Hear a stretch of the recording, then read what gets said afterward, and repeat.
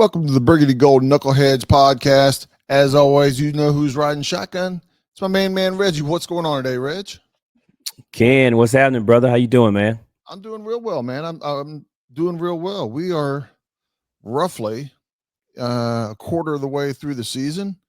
Um, Normally, you and I say at this point of the year is where you know what your team is. I don't know that we know. I mean, I think we had a good feeling coming out of the game last week against the Chargers, but I don't know that we know who our team is still yet. The last game and a half, we liked where the needle's pointing, right? Things kind of got going the right way, but you know where are we going to go? But just real quick, a quarter of the season. We don't need to get deep into it, but what are your thoughts? Roughly a quarter of the way into the season of where we are and what we're doing. I have no idea who we are. That's ultimately where I feel. Okay. I have no idea who we are. Right. Every week we have alternated wins and losses. And if the trend continues, then we're going to lose on Monday night. Well, I said that's if the trend continues. Now, I was listening to the John Keim report where he did the live stream with Bram Weinstein, the voice of the Commanders, right? And he mentioned a good stat, was very interesting, and I'm gonna see if I can repeat it. So if I butcher this, my bad. But he said since 1932, which we know is when the organization was started, okay, that this organization has never had a season where they have alternated wins and losses through 6 weeks. So if that particular trend continues, then we win on Monday night. Okay. That make sense? Yes, I understand. Okay. So that was a very interesting stat that he gave. So we've never had it. So if that's the case, we win Monday night. But so far this season, what we've seen with the way we alternated wins and losses, then we lose Monday night. So something's got to give. But to answer your question, I don't know who we are. Yeah. And typically they tell you after the first quarter of the season, you kind of know who you are for the season. And yeah, I can't say that's the case for us this year so far. Yeah, I think you see the potential of some things gelling, the team getting a little bit of a identity. I think most people that watch the Commanders games feel like our identity is obviously Jaden Daniels, but it's a little bit more of a run identity. Potentially, we don't know if it's going to last the entire season, but we have more of a run identity at this moment than a passing identity. And you know, Jaden's still moving around. This past game, after the first quarter, you saw he felt and looked like Jaden Daniels of 2024. And you know, hopefully that'll continue. We know he's got ice going through his veins, and on Monday night against Chicago, hopefully we will see that ice continue to flow and go from there. This will be, granted, he's only been in the league 1 year and a quarter of his second season, but he's never played at home on Monday night. So it'll be a first Monday night home game for one Jaden Daniels. You know, we forget these kind of things. We've had some primetime games, and you know, I guess we played like on a Sunday night or something. Right. And we played Monday night in Cincinnati last year and those type of things. But it didn't dawn on me until he mentioned it during his press conference that it's his first Monday night football home game. And of course, it's against the Chicago Bears. You know, the guys, what they call them, something midway or something like that. The Bears, you know, they're famous. Yeah.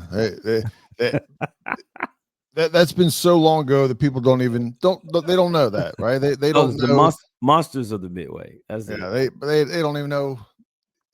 They haven't been that team in at least one generation.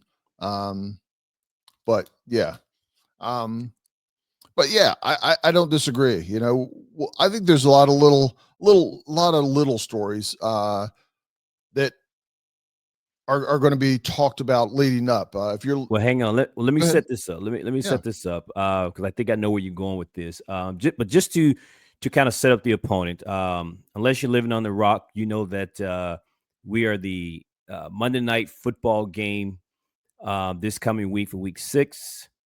Interesting enough, there's going to be a double header. I forgot who the other matchup was going to be, but we are the second game for Monday Night Football playing the Chicago Bears. And the Bears are coming into this game with a record of 2-2, and Washington is entering this game with a record of 3-2. First things you go, wait a minute, that's 4 games versus 5. Well, the Bears are coming off of a bye week. They started the season off when losing their first 2 games. They were 0-2 with the loss against the Minnesota Vikings, and then they lost against the Detroit Lions. And people were questioning uh, the head coach, Ben Johnson. And of course, the scrutiny of Caleb Williams was getting loud once again. But then they came and played the Dallas Cowboys and pulled out their first win. Yep, they got their first win against the Cowboys. It made them 1-2, and of course, we were excited about that. We was happy. You know, it's like this team was 0-2, and yet they beat the Cowboys. Right. And then they followed that up with a win against the Las Vegas Raiders, which brings them to a record of 2-2. And not to steal your thunder here, Ken, but I'm assuming that you were about to transition to what everyone is going to remember was last year's matchup. And one of the major storylines is going to be the Hail Mary, the Hail Noah, the miracle in Maryland, right? Absolutely. I think that is definitely one of the storylines. I think if you're a Washington fan, you still get chills. Um, just thinking about it, if you see a rerun of that, that this is we normally think about it like with monumental days in our nation's history. 9/11, the shuttle explosion. I promise you, as a fan, you know exactly where you were, who you were watching the game with when this went down. Uh, and the Bears fans are going to be tired this week of seeing it over and over and over, and the pregame and the late game, and they're going to be tired of seeing it. And I'm waiting. I'm here for it. I'm here for Well, it. and to your point, if we were playing on Sunday, whether it was the noon/1 o'clock game or the 3/4 o'clock game, I'm sure during the broadcast this would come up. But this is the only game in town for Monday Night Football, right? Um, Primarily because you're in prime time. I know there's the other game, Yeah, but the pregame and everything that they're going to talk about, they're going to interview players. They're going to talk about the last matchup, and this is probably the biggest topic that will be discussed. Right? They're going to dissect this play. They're going to dissect the game, and you and I was there. You and I were in the stadium when this game took place, we were. and I know the thing that gets talked about the most is obviously the last play of the game to win it. But you and I recall it was an awful game. It was ugly. It was terrible. The score was 12-15. I mean, Chicago couldn't do anything, and Washington was playing around out there. And if I remember right, was this the game Jayton coming back from a rib injury, right? I think it was his first start, I think, after the rib injury. Okay. Um, but nonetheless, the game was actually ugly. It was a terrible, ugly game. But it was 12-15. And Chicago had come back to take the lead because we looked like crap. And of course, it was pretty much most people thought the game was over. There was Bears fans that left the game, and of course, many of us just kind of stuck around. What the hell, right? Right. And without dissecting the play again, we know what ultimately happened, and Washington wins the game 18-15. and we were running around like kids, yelling, screaming. We lost our voices. I mean, the whole thing was just insane. And let me tell you, the party in the stadium, the parking lot, the metro walk, everything, it was insane. Yeah, it was elated chaos, right? It because and to your point about the game, we were winning most of the game until they had their last drive, and all we had to do is stop them on that drive, and we didn't. And it went from the game was close, we weren't playing well, but we were winning, we were winning at the last second. I say the last second, 30 seconds, 35 seconds left, whatever it was. All of a sudden, they scored the touchdown, and all of a sudden we were sick, right? It'd have been different if we hadn't come back. We were losing the whole game. You had a different feeling, but we were winning all game until the very end, and we were losing, and we're like, with 38, 28 seconds, whatever it was, all of a sudden came back. If you're watching on YouTube, you see, the play. The ball has already been tipped. It's in the air, getting ready to be caught by Brown. Noah.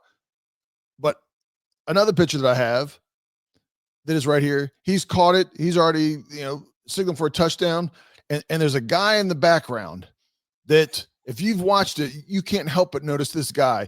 I don't know what he's doing, but he celebrates and he starts running across the screen. That guy had he had the view. Nobody had a view better than him and running along. He should save that picture, frame that picture. He's got a story that'll go down to tell his grandkids and show that film over and over again, and not just the play, but him in the play. Well, what's interesting too is I think Noah Brown has not played since week 2, and things are trending that he will be returning to the lineup this week, ironically against the Chicago Bears, Right. where he was the star of the show, essentially, right? Um, but yeah, it was an going back to that though, it was an awful game, and the pass that he caught was a 52-yard pass by Jayton to Noah Brown. But it became two different storylines for these franchises. Washington obviously started to play better. Jayton Daniel heals up, and we know the team went on to the NFC Championship game. Ironically, for the Bears lost this game, and then they proceeded to lose the next 9 games. They went on, they spiraled down. So they lost essentially 10 in a row, including this game. So they went on a 9-game losing streak until they won their very last game against Green Bay. And you can make the argument that maybe Green Bay was resting players or things of that nature, but they won their last game of the season. But because of the way the season went, they ended up firing their coach, Matt Eberflus. And we know who he is because he's now the defensive coordinator for the hated Dallas Cowboys here in our city. Cowboys. And but it was a tale of two different storylines, man, between these two organizations after this game. Yeah, and a couple other little, I say, storylines. I mean, Caleb Williams and Jaden Daniels are always going to be tied together because they're the first pick and the second pick. Another storyline is, when we went and got Dan Quinn, one of the people that everybody thought that we were going after, and a lot of people were rooting for Ben Johnson to come to DC, and that didn't work out. And where's Ben Johnson and Caleb Williams, the non-commanders, are together and that's who we're playing this week. I don't know how much success they will have or won't have, but I'm just here to tell you, we got lucky in both cases. As I pass judgment at this very moment, we got lucky that thank you, Chicago, for taking Caleb Williams, and thank you, Ben Johnson, for being a knucklehead and going back to Detroit and letting us whoop your butt on the last game that you ever coached in Detroit. Um, What and, to expand on the story a little bit, yes, we know Chicago chose Caleb Williams over Jaden Daniels, but Ben Johnson was a hot head coaching candidate, and Washington under new ownership, he was going to interview with our organization, and a lot of fans were all about Ben Johnson. I didn't know a right, lot about Ben Johnson, um, and I'm not quick to jump on the hot offensive coordinator candidate type deal, but nonetheless, as the front office were on their way to Detroit to interview this guy, he canceled the interview while they were on the plane. So that clearly turned off a lot of fans because it's not that he declined to interview, it was the way he did it. right. And then stories came out later that he didn't want to go to Washington because they had a lot of basketball guys, right? Right. Our organization being run by basketball guys. So to your point, thank you, Ben Johnson, because as a result of you turning down his organization, we wound up with Dan Quinn, and he's one hell of a football coach, man. So thank you, And the coaching staff that he's brought in overall. and the coaching staff he's brought Right. in. Right. The leadership and yes, it all comes down to wins and losses. I see Ben Johnson doing interviews.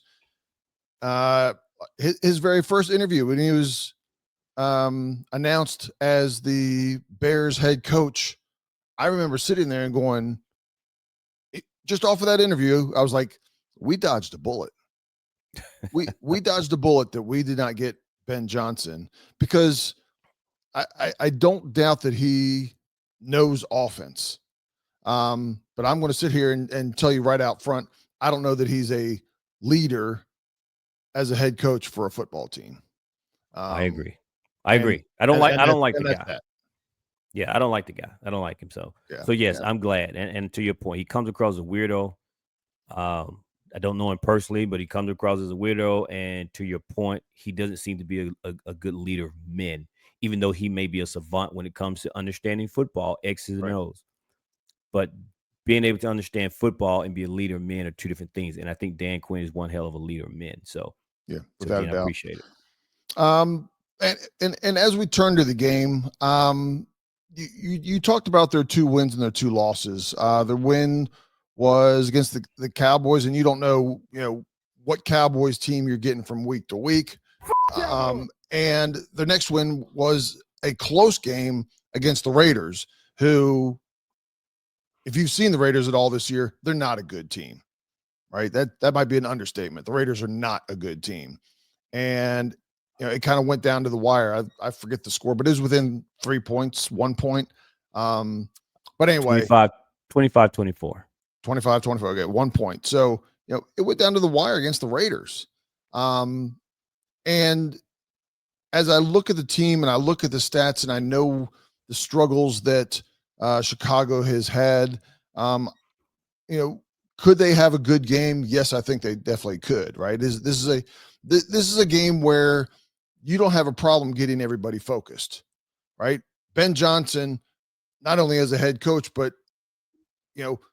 he's got a itch in the back of his neck that's burgundy and gold.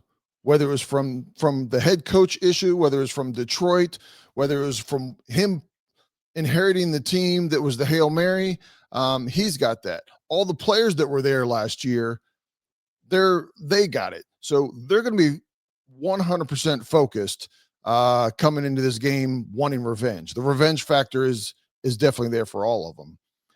Yes. But Yeah, 100%. They, obviously they're going to say we're a different team from last year. Speaking from a Chicago's perspective, the organization is different. The offense is different. We'll see a couple familiar faces. Here you go, Ken. Your boy Oz, Oz, yeah, Olamide Zacchaeus. Huh? You see what I did? look at you. Olamide Zacchaeus. He's been practicing that all day, I think. Nah, just because I know these guys, man. But he left in free agency and went to go sign a 1-year deal with Chicago, and it would also be the return of a former Washington Commander 2019 draft pick, edge rusher line slash linebacker Montez Sweat. So we Yes. will see those guys. Those some former players coming back to DC, to Maryland, I should say, to play this game, and they are the Commanders. Ironically, and I don't think it's coincidental here that they will be wearing the black uniform, which was the uniform they were wearing during the Hail Mary, and they will be wearing the black uniforms for the first time this season. And I think they it's the have only asked time. I think it's the only game that they're wearing them. yes, Yeah. but the organization and everyone, they want to put the word out that they want everyone to wear black. Blackout is what they're calling it, right? Okay. And they're wanting everyone to wear black to kind of go with the theme and the uniform and so forth and so on for this game on prime time. So there is that. Yeah. Yeah. I mean, I like it. Talking about the team and what they're doing right, what they're doing wrong. Um, One of the things from a defensive perspective, they are 20th overall on defense. Their defense is struggling, and these are based off of 4 games. So the numbers in yards and points given up, they've only played 4 games, and they're still sitting at 20, or 20th. They're uh, against the run, they are 24th in the league, and yards per carry, they're dead last. Right. So yards per game, they've only had 4 games, but yards per carry, they are 32nd in the team, averaging giving up 6.1 yards a carry. Well, what team is leading the NFL in rushing?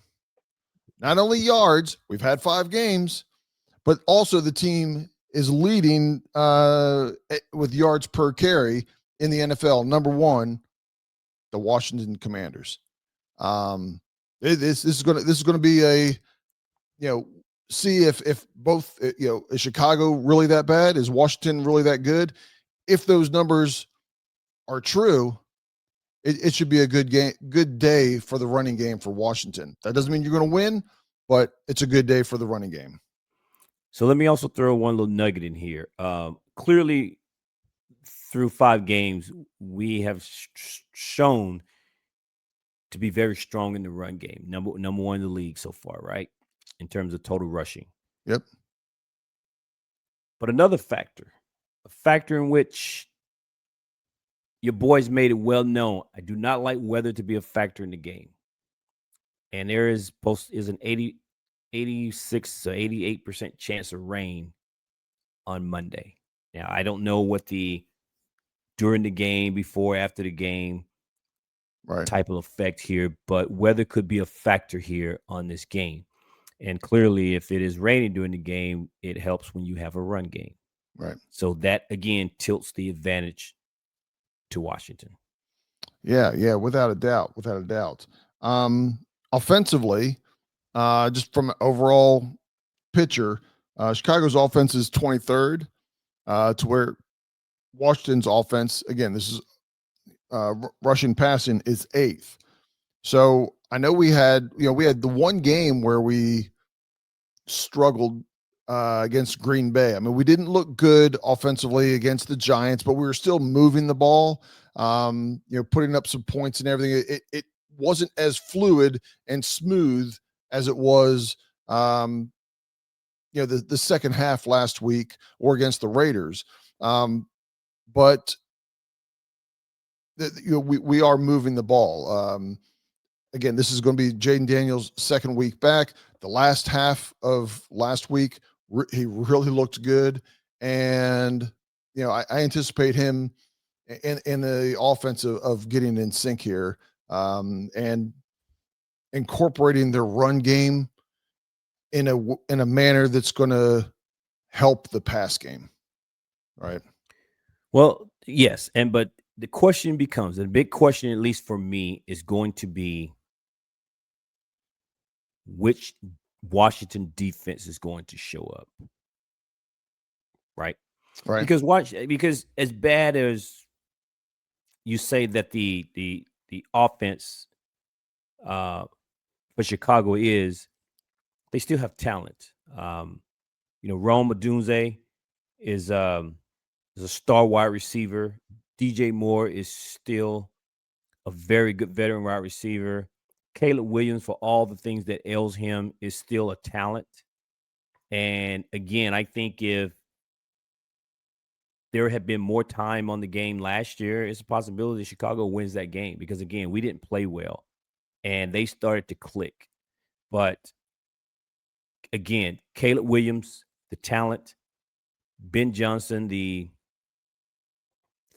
football mind, if you will. I'll give him a little bit of credit there. Right. So offensively, they can scheme up some things. And oh, by the way, they have a star running back, DeAndre Swift.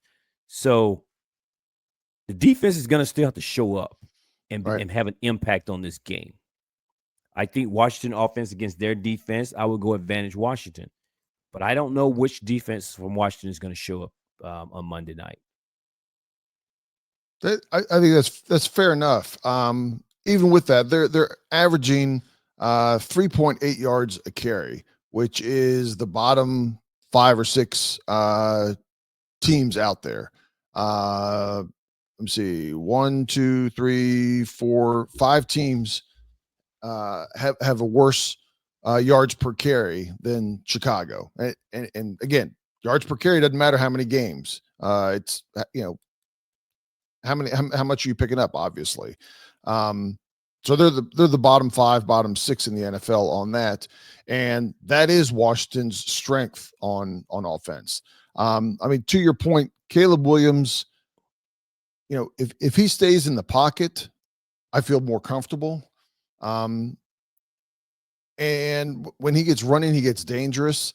And Caleb Williams, for those that haven't watched a lot of Caleb Williams, I mean, you see a highlight here and there. He's like in one play, he'll look like the most athletic, agile quarterback in this league. And before the play is over, you're like, that is the most stupid, idiotic quarterback in this league. And it's all in the same play. He'll do something. He'll make an incredible run to get out of the way of the rush and shake somebody and guard a roll, and then he'll throw cross his body all the way over and just easy pick for somebody. And I'm just making that up, but it will be incredible and a blunder all in the same play for Caleb Williams.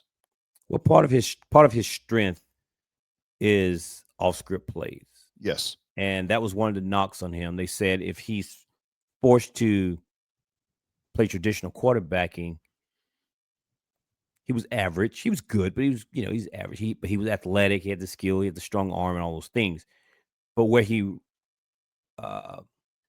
using a little razzle dazzle here, where he got people was the highlight. And the highlight was typically all of the off script plays. Right. So when the play breaks down and he's able to make a play, he was very good at that. Right. So Washington, to your point, Washington will have to keep him in the pocket and force him to play quarterback from the pocket and not allow him to get outside and get into the second play, if you will. Right.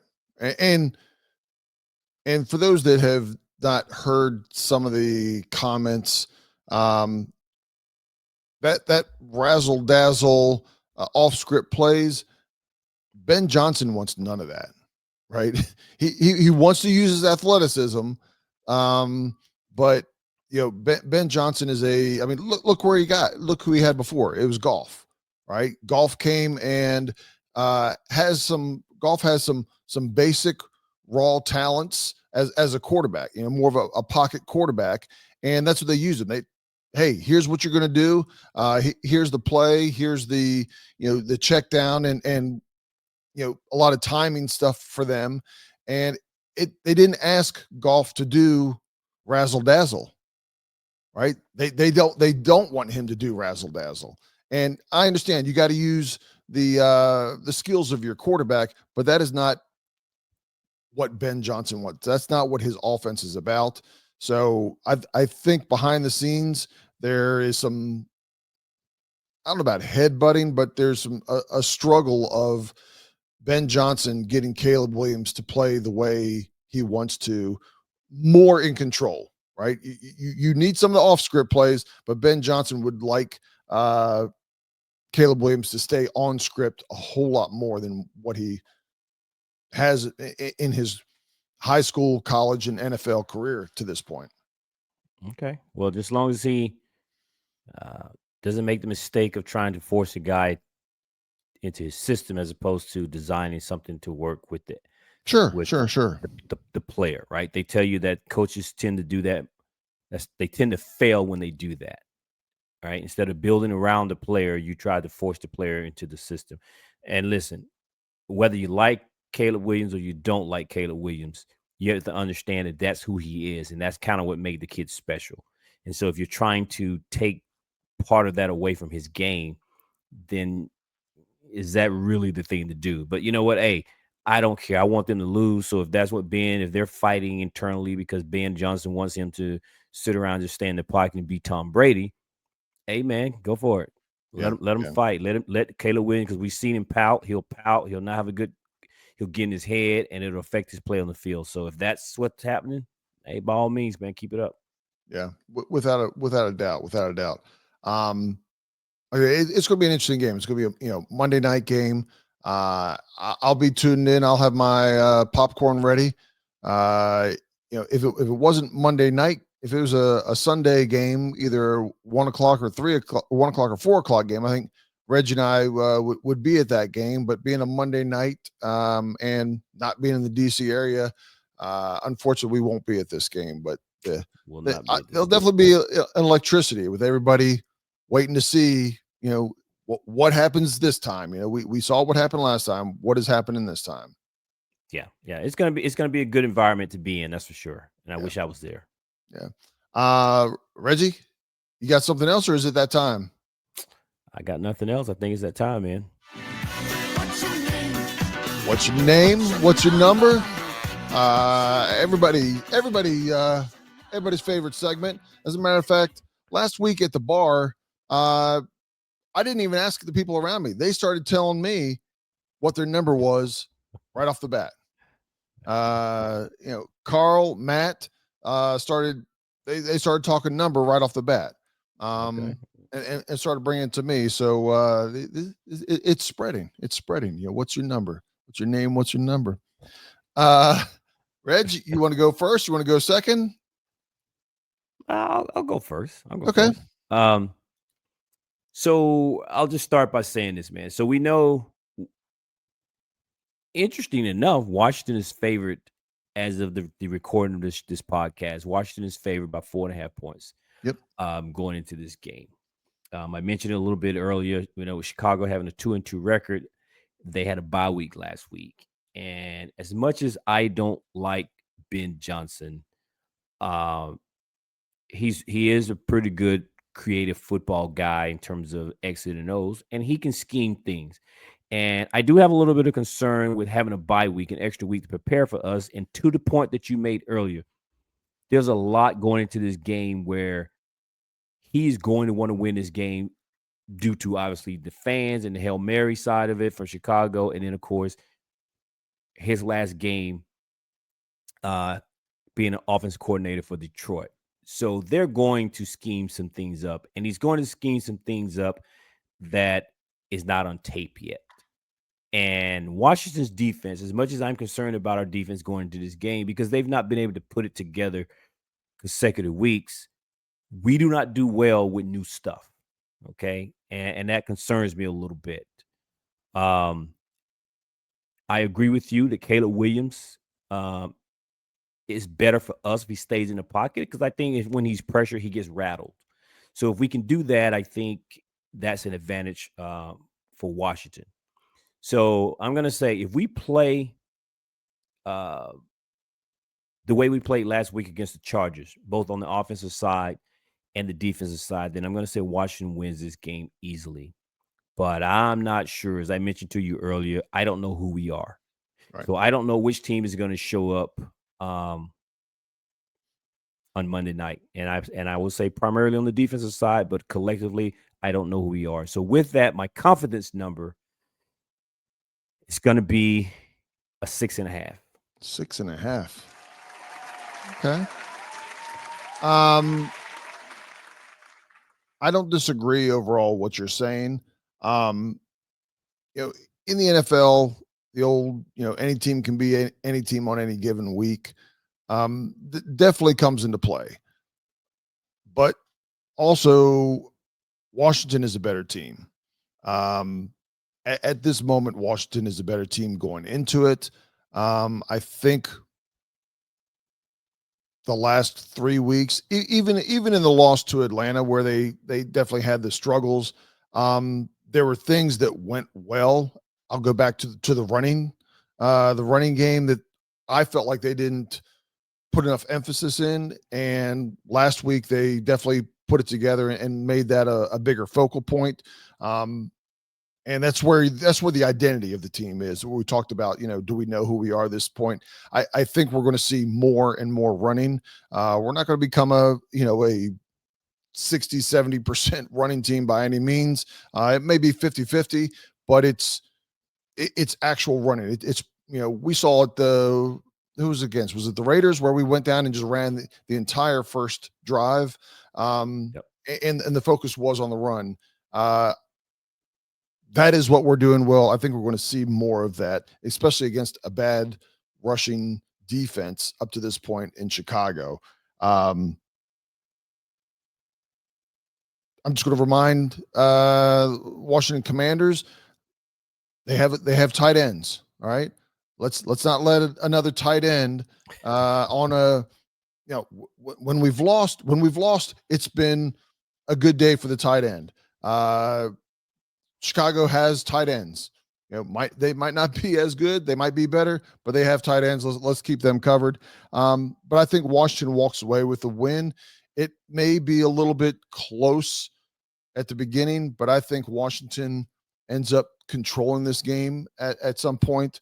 And we feel comfortable in the fourth quarter.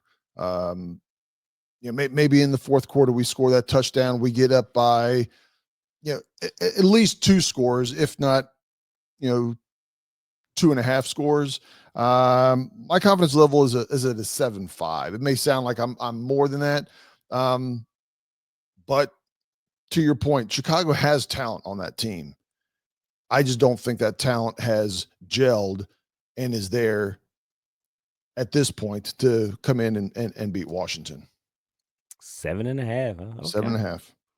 Well, you're a little more confident than I am based on that number. But Yeah. like I said, if it wasn't for the defense, my number would probably be higher. And I just need to see the team do it back to back. Right? If I can Sure. see us Yep. do it back to back, then I will start to believe that things are starting to click and we're starting to turn this thing around. And I'll have a little bit more faith in things. But until I see it, I can't. I'm not going to be a homer and just roll with it. So I have to go where I'm a little bit shaky and concerned. Sure. And I think to your exactly right there. If Washington could put together another solid game like they did last week, offensively, defensively was good enough. Stopping the run is going to be key, I think, all season long, especially with some of the teams we start playing here down the road. I would like to see them get a little bit. It might be asking for something that's just not going to be there. I would like our pass rush to be a little bit better, but it's been controlled for the most part this year and stopping the run. But I think if we go again this week and have another good week of offense and defense, we start seeing the team that we thought we were going to have this year. Well, I hope so because again, I think we need to. It's crazy to say this, but I think we need to put the ball in Caleb's hand and force him to win his game because the last game, DeAndre Swift went off 18 carries, 129 yards, and a touchdown. Yeah. Right. The strength of our defense is stopping the run, but again, we have to be able to control the run game and force Caleb Williams to be the playmaker. And I think forcing him, increase his odds of creating turnovers, and that is advantage to Washington. So I agree. So we'll see. But let's go. That's all I got. You got anything else, Reg? That's all I got, man. All right. Knuckleheads, let us know what you think. Let us know what your number is. Hit us up on Twitter. You can always put comments in YouTube if you're watching this on YouTube. Tell us how we're wrong. That's cool too. We're not going to get our feelings hurt. Anyway, till next time. Peace out, knuckleheads. Peace out, y'all.